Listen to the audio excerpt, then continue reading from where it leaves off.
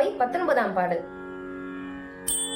உங்கையிற் பிள்ளை உனக்கே அடைக்கலமென்று அங்கப்பழஞ்சொல் புதுக்கும் எம் அச்சத்தால் எங்கள் பெருமான் உனக்கொன்றுரை போம் கேள் எங்கொங்கை நின் நண்பர் அல்லார் தோள் சேரக எங்கை உனக்கல்லாது எப்பணியும் செய்யற்க கங்குல் பகல் எங்கண் மற்றொன்றும் காணற்க இங்கி பரிசே எமக்கெங்கோ நல்குதியே எங்கிழில் என் ஞாயிறு எமக்கேலோரெம்பாவாய்.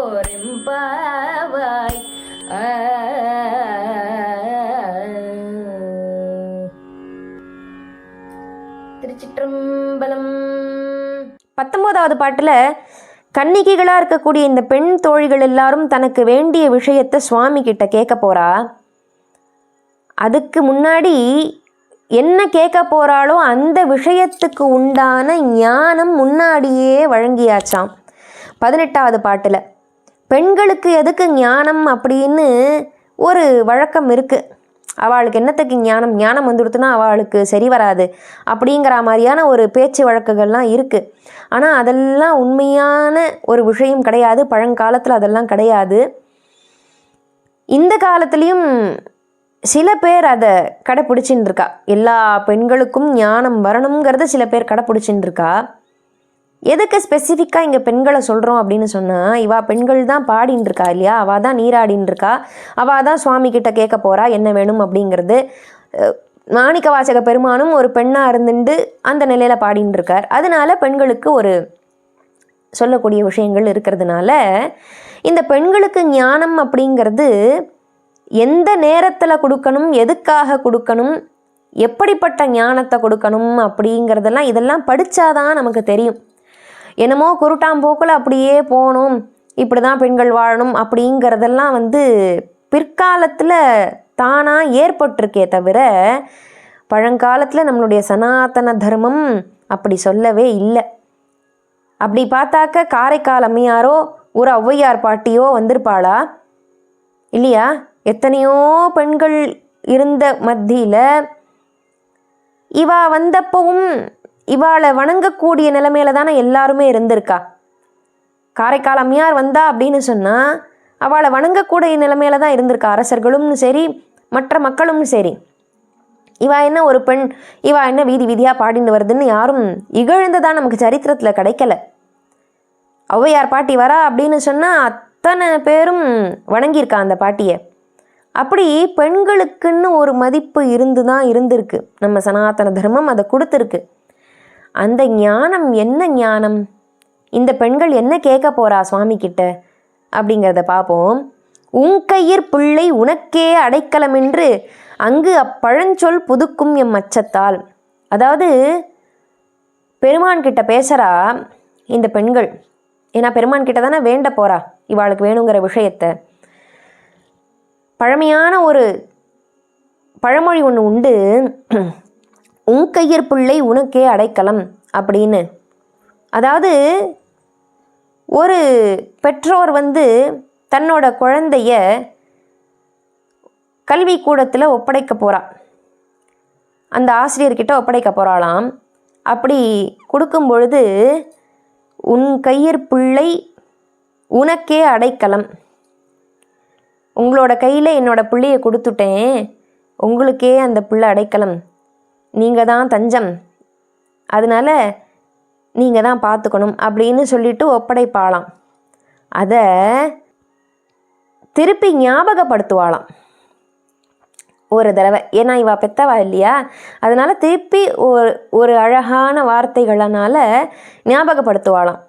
கொஞ்சம் ஜாக்கிரதையாக பார்த்துக்கோங்கோ, உங்களுக்கே அடைக்கலம்னு வச்சாச்சு. அந்த ஜாக்கிரதை அப்படிங்கிறதுல எதுலன்னா, இந்த குழந்தையினுடைய வாழ்க்கையை ஞாபகம் வச்சுண்டு அந்த வாழ்க்கை பயணம் நன்னா இருக்கணுங்கிற அர்த்தத்தில் நீங்கள் அந்த வாழ்க்கையை ஜாக்கிரதையாக நடத்துறதுக்கு உண்டான வழியையும் சொல்லி கொடுங்கோ அப்படிங்கிறதுனால இந்த பெற்றோர் அப்படி கேட்பாலாம். சும்மா அந்த குழந்தைய அடிக்கிறதுக்காகவோ திட்டுறதுக்காகவோ அப்படி சொல்ல மாட்டாளாம். அதனால் நீங்கள் அந்த குணத்தையும் சேர்த்து வளர்த்து கொடுங்கோ அப்படின்னு ஒப்படைப்பாளாம். அதனால தான் ஆசிரியர்களுக்கெல்லாம் படிப்பு மட்டுமே சொல்லி கொடுக்கக்கூடிய வேலை கிடையாது. சின்ன சின்ன விஷயத்துலேயும் குணங்களை கவனித்து சொல்லி கொடுக்கணும். அப்போ தான் ஏன்னா இந்த குழந்தை அப்படிங்கிறது பின்னாடி அவனுடைய எதிர்காலத்தில் வாழப்போகும்பொழுது தனி மனுஷனாக கிடையாது, ஒரு சமுதாயத்தோடு சேர்ந்து பயணிக்கக்கூடிய ஒரு வாழ்க்கை தான் அவனுக்கும் இருக்கும். அப்படி அந்த பையனால் சமுதாயம் பாதிக்கப்பட்டுடக்கூடாது இல்லையா? அதனால் இந்த பெற்றோர் திருப்பி ஞாபகப்படுத்துவாளாம், உங்களுக்கே அடைக்கலம்னு கொடுத்தாச்சு, நீங்கள் பார்த்து ஜாக்கிரதையாக இவனை வழங்கோ, இவனுக்கு ஒரு நல் வழியை காட்டுங்கோ அப்படின்னு சொல்லுவாளாம். அந்த மாதிரி அங்கு அப்பழஞ்சொல் புதுக்கும் எம் அச்சத்தால், அந்த மாதிரி ஒரு அச்சத்தில் விட்டுட்டு வந்துடுவா. இருந்தாலும் ஒரு அச்சம் பயம் இருந்துகிட்டே இருக்கும் இல்லையா? நல்லபடியாக ஒழுங்காக வளரணுமே அப்படிங்கிற ஒரு பயம் இருக்கும் இல்லையா? அந்த மாதிரியான ஒரு பயத்தில் எங்கள் பெருமான் உனக்கொன்று உரைப்போம் கேள். இந்த பெண்கள்லாம் சொல்கிறா, எங்கள் பெருமானே இப்போது சுவாமிக்கே ஆட்பட்டுட்டா இல்லையா? எல்லா பெண்களும் இந்த தோழிகள் எல்லாரும் சேர்ந்து சுவாமிக்கே ஆட்பட்டுட்டா, அவனுக்கே அடிமைப்பட்டுட்டோம் அப்படிங்கிறா, சுவாமிக்கே பித்தா இருக்கோம் அப்படிங்கிறா இல்லையா? அதனால் அந்த உரிமையில் எங்கள் பெருமானே உனக்கொன்று உரைப்போம் கேள், உனக்கு ஒன்று சொல்கிறோம் நீ கேளு. இதில் சொல்லும் பொழுது பெண்களுக்கு இயல்பாகவே ஒரு சாஃப்ட் தன்மை இருக்கும், மென்மைத்தன்மை இருக்கும். அவள் பேசும்பொழுதும் சரி, அப்படி இருந்தால் தான் அவள் பெண். என்ன கத்தினாலும் என்ன சண்டை பிடிச்சாலும் சொல்ல வந்த விஷயத்தை தெளிவாக சொல்லணும், அதை அழகாகவும் சொல்லணும், மென்மையாகவும் சொல்லணும். அப்படிப்பட்ட குணங்கள் இருந்தால் மட்டும்தான் அந்த பெண்ணுக்கு உண்டான அந்த பெண்மைத்தன்மை அப்படிங்கிறது இருக்குன்னு தெரியும். அப்படி இந்த சுவாமி கிட்ட சொல்கிறாளாம், உனக்கு ஒன்று சொல்கிறோம் கேளு எங்களோட பெருமானே. எங்கொங்கை நின்னன்பர் அல்லார் தோள் சேரற்க. எங்களுடைய தோள் அப்படிங்கிறது உன்னுடைய அன்பர்களாக இல்லாட்டி அவளுடைய தோளோட சேராது. அப்படின்னா என்ன அர்த்தம்னா, நாங்கள் உன்னோட அடியாராக இல்லாதவாளை கல்யாணம் பண்ணிக்க மாட்டோம் அப்படிங்கிறா. இதுக்கு உண்டான ஞானம்தான் 18வது பாட்டில். ஏன்னா இந்த கல்யாண வாழ்க்கை அப்படிங்கிறது தான் சாஸ்வதம் பெண்களுக்கு அப்படின்னு சொல்கிறா பொதுவாக. அதை கிடையாது.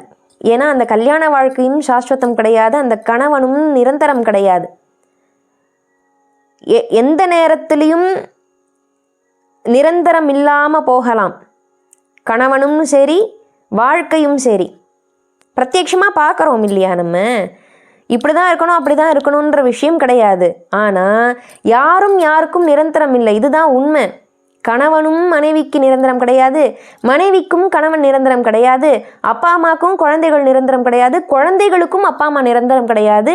அதனால் இதில் நமக்கு ஸ்பெசிஃபிக்காக ஒருத்தரை சொல்லணுங்கிற விஷயமே கிடையாது, யாருக்கும் யாரும் நிரந்தரம் கிடையாது. அதனால அந்த ஞானத்தை கொடுக்கறதுக்காக இந்த 18வது பாட்டில் எல்லாமாகவும் அவன் தான் இருக்கான், எல்லா இடத்துலையும் அவன் தான் இருக்கான், அவனுடைய ஒளிக்கு நிகராக வேற எதுவும் கிடையாது அப்படிங்கிற ஞானத்தை கொடுத்ததுனால உன்னுடைய அடியாராக யார் இருக்காளோ அவளுக்கு மட்டும்தான் நாங்கள் எங்களோட தோளை கொடுப்போம், அவளை மட்டும்தான் நாங்கள் கல்யாணம் பண்ணிப்போம் பெருமானே அப்படின்னு சொல்கிறா. அதுக்கப்புறம் என்ன சொல்கிறான்னா, என் கை உனக்கல்லாது எப்பணியும் செய்யற்க. அதாவது பெண்களுக்கு அந்த உரிமை நிச்சயமாக இருந்திருக்கு. அதாவது கொடுக்கறதுங்கிறது வேற, இருக்கிறதுங்கிறது வேற. உரிமை கொடுக்கலை, உரிமைங்கிறது இருந்திருக்கு. பெண் உரிமை வேண்டும் வேண்டும்ங்கிறா இல்லையா? வேண்டும்னா யாராவது கொடுக்கணும், அப்படி கொடுத்துட்டாக்க அது அடுத்தவா கொடுத்ததாக ஆயிடும் இல்லையா? இயற்கையாக இருக்குது நமக்கு. ஆக்சுவலாக பெண்களுக்கு இயற்கையாகவே அந்த உரிமைங்கிறது இருக்குது. நம்ம எதுக்கு இன்னொருத்தர்கிட்ட போய் அப்படி கேட்டு வாங்கிண்டா அது எப்படி நியாயமாக இருக்கும் இல்லையா? சுதந்திரத்துக்கும் விடுதலைக்கும் இருக்கிற வித்தியாசம் மாதிரி தான். சுதந்திரம்ங்கிறது அவளாக கொடுக்கறதுங்கிறது சுதந்திரம் கிடையாது, இயற்கையாக இருக்கிறது சுதந்திரம். விடுதலை தான் அவள் கொடுக்க முடியும். கொடுக்கறதுன்னா விடுதலை தான் கொடுக்கலாம். ஒரு இடத்துல கட்டுப்பட்டு இருக்கோம் அப்படின்னு சொன்னால் அதுலேருந்து நம்மளை காப்பாற்றி வெளியில் கொண்டு வர்றது தான் விடுதலைங்கிறது பேர். அப்படி வெளியில் வந்ததுக்கப்புறம் அதுக்கு பேர் சுதந்திரம் கிடையாது, விடுதலை ஆயிடுத்து, அவ்வளோதான். அது சுதந்திரம்ங்கிறது இயற்கையாக நம்மளுடைய ஒரு வழி இருக்கக்கூடியது தான் சுதந்திரம். அதுபோல தான் பெண்களுக்கு உரிமை தானாகவே இருந்திருக்கு, யாரும் கொடுக்கலை, அது கொடுக்க வேண்டிய அவசியமும் இல்லை. அதனால என்ன சொல்கிறா, என் கை உனக்கல்லாது எப்பணியும் செய்யற்க, என்னோட கைகள் உன்னுடைய பணி அப்படின்னு உன்னுடைய தொண்டுன்னு எது இருக்கோ அதை மட்டும்தான் செய்யும், அது இல்லாமல் வேற எதையும் செய்யாது அப்படிங்கிறா. அப்படின்னா என்ன அர்த்தம்? கல்யாணம் பண்ணிக்கிறா, கல்யாணம் பண்ணிண்டா உண்மையான தொண்டர் அப்படிங்கிறவாளை மட்டும்தான், உன்னுடைய அன்பருங்கிறவாளை மட்டும்தான் நாங்கள் கல்யாணம் பண்ணிப்போம். கல்யாணம் பண்ணின்றதுக்கப்புறம் உனக்கே பணி செய்வோம், வேற எந்த விஷயத்துலையும் எங்கள் கைகள் வேலை செய்யாது. இதுலேருந்து என்ன தெரியறதுன்னா, அப்படிப்பட்ட தொண்டராக அவர் இருக்கணும். அந்த இறைவனுடைய பணியை செய்யக்கூடியதான ஒரு விஷயத்திலேயே ஈடுபட்டிருக்கக்கூடியவராக இருந்தால் மட்டும்தான் அந்த என் கைகள் உன் பணிக்கே செய்யும் அப்படின்னு சொல்ல முடியும். உன் பணியை எப்பணியும் செய்யற்க, என் கை உனக்கல்லாது எப்பணியும் செய்யற்க, எந்த பணியும் எங்கள் கைகள் உன் பணியை தவிர வேற எதையும் செய்யாது அப்படின்னு சொல்கிறா. எவ்வளவு ஒரு உரிமை இருந்திருக்கு பெண்களுக்கு இல்லையா?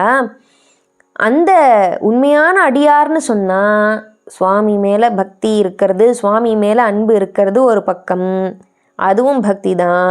சுவாமி சொல்கிறபடி நடக்கக்கூடியது அது ஒரு பக்தி. அது ரெண்டும் சேர்ந்து இருக்கணும். வெறும்னா சுவாமிகிட்ட பக்தி இருக்குது அப்படின்னு அப்படியே போயின்னு இருக்க முடியாது. அவன் சொன்ன விஷயங்களை நம்ம கடைப்பிடிக்கணும், அதை வழிமுறையில் நம்ம வச்சுக்கணும், அதன்படி நம்ம நடக்கணும் இல்லையா? அப்படி நடந்தால் தான் அவன் சொல்கிறபடி கேட்குறோங்கிற ஒரு விஷயம் இருக்கும். அதனால இவ அப்படி சொல்கிறா, என் கை உனக்கல்லாது எப்பணியும் செய்யற்க, கங்குல் பகல் எங்கண் மற்றொன்றும் காணற்க, ராத்திரியோ பகலோ ஒன்றை தவிர வேற எதுவும் என்னோட கண்கள் காணாது அப்படிங்கிறா, வேற எந்த விஷயத்தையும் பார்க்காது அப்படிங்கிறா. அப்படின்னா நிரந்தரம் இல்லை எதுவும்னு சொல்லியாச்சு, 18வது பாட்டிலேயே சொல்லியாச்சு, சுவாமி தான் நிரந்தரம் அப்படின்னு. அதனால என்ன நடந்தாலும் எங்கே போனாலும் ராத்திரியோ பகலோ உன்னுடைய ஒரு விஷயத்தை ஒன்றை தவிர வேற எதையும் எங்கள் கண்கள் பார்க்காது அப்படிங்கிறா. இங்கி பரிசே எமக்கெங்கோ நல்குதியேல் எங்களின் ஞாயிறு எமக்கேலோர் எம்பாவாய், இப்படிப்பட்ட ஒரு விஷயத்தை எங்களுக்கு நீ கொடுத்துட்டேன்னா சூரியன் எந்த பக்கம் உதிச்சாலும் எங்களுக்கு கவலை இல்லை அப்படிங்கிறா. இதில் சொந்தமான ஒரு வாழ்க்கையை பற்றி சுவாமி கிட்ட கேட்டாலும் அந்த சொந்தமான வாழ்க்கையில் எப்படி இருக்கணுங்கிற எண்ணம், அந்த ஞானம் அப்படிங்கிறது இந்த பெண்களுக்கு இருந்திருக்கு. சுவாமி கிட்ட அதை கேட்டிருக்கா, பெருமானே இப்படியான ஒரு வேண்டுதலை எங்களுக்கு நீ நிறைவேற்றி வச்சுட்டேன்னா சூரியன் எந்த பக்கம் உதிச்சாலும் எங்களுக்கு கவலை இல்லை அப்படிங்கிறா. 20வது பாட்டில் என்ன சொல்கிறா அப்படிங்கிறத பார்ப்போம். திருச்சிற்றம்பலம்.